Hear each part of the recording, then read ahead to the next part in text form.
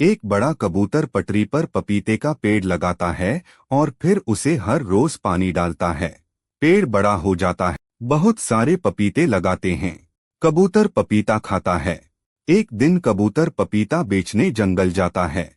तभी एक भयानक सांप आता है और पेड़ से लिपट जाता है और पेड़ को नीचे पटक देता है। जब कबूतर वापस आता है तो टूटे पेड़ को देखकर उदास हो जाता है। तभी पुलिस आकर सांप को पकड़ लेती है। कबूतर देखता है कि टूटे हुए पेड़ से एक नया पौधा उगाया है, लेकिन कबूतर रोने लगता है। फिर आपने लाइक सब्सक्राइब नहीं किया। डाकू भालू बहुत दूर से बर्फ लेकर आता है।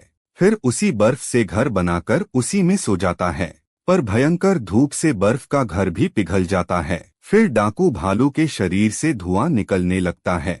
डाकू भालू का दोस्त बंदर कभी ना पिघलने वाला बर्फ का बेड लेकर आता है। फिर डाकू भालू आराम से बेड पर सोता है। बंदर रोता है क्योंकि आपने लाइक सब्सक्राइब नहीं किया। दादी को एक घर बनाना होता है। तभी दादी जंगल से लकड़ियों को काटने आती है और कबूतर लकड़ियों को अपने पीठ पर रखकर दादी की मदद करता है। फिर दादी और कबूतर दोनों मिलकर घर बनाते हैं।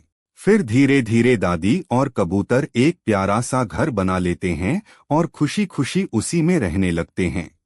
लेकिन एक दिन दादी और कबूतर बाजार में सब्जियां खरीदने आते हैं। तभी उसी सड़क पर एक तेज रफ्तार ट्रक आ जाता है और घर को तोड़ देता है।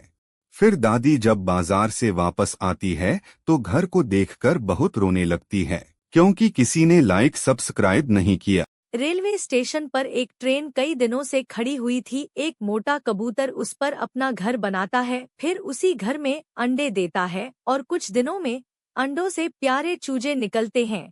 कबूतर खुश था। एक दिन कबूतर दाना लेने उड़ती है, तभी अचानक ट्रेन चल पड़ी और बहुत दूर निकल गई। जब कबूतर लौटी तो देखा ट्रेन वहां नहीं थी। कबूतर अपने बच्चों को हर जगह ढूंढने लगी। ट्रेन जा चुकी थी। कबूतर दुखी एक डाल पर बैठी थी। तभी वही ट्रेन फिर स्टेशन पर आई।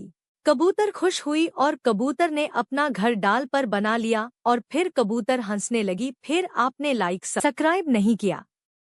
यह दादी और बकरी दोनों मिलकर इस ट्रेन की पटरी के पास एक आम का पेड़ लगाते हैं।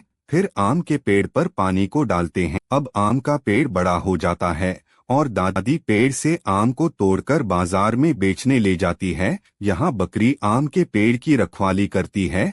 तभी अचानक से उसी पटरी पर एक ट्रेन आ जाती है और बकरी ट्रेन को रोकने की बहुत कोशिश करती है, लेकिन ट्रेन तेजी से आम के पेड़ से टकरा जाती है और आम का पेड़ टूटकर नष्ट हो जाता है।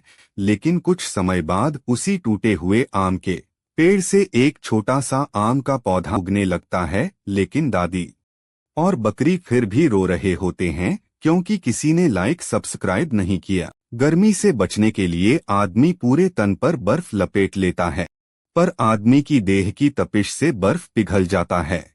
आदमी फ्रिज में घुस जाता है ताकि खुद को ठंडा कर सके, पर आदमी की गर्मी से फ्रिज भी फूंक गया। झुंझलाहट में आदमी का खून खौल उठता है। यह देख आदमी का कछुआ अपनी पीठ पर बर्फ का महल ले आता है। अब आदमी मजे से बर्फ के महल में अपनी तपिश मिटाता है, पर कछुआ रो रहा है क्योंकि आपने लाइक सब्सक्राइब नहीं किया।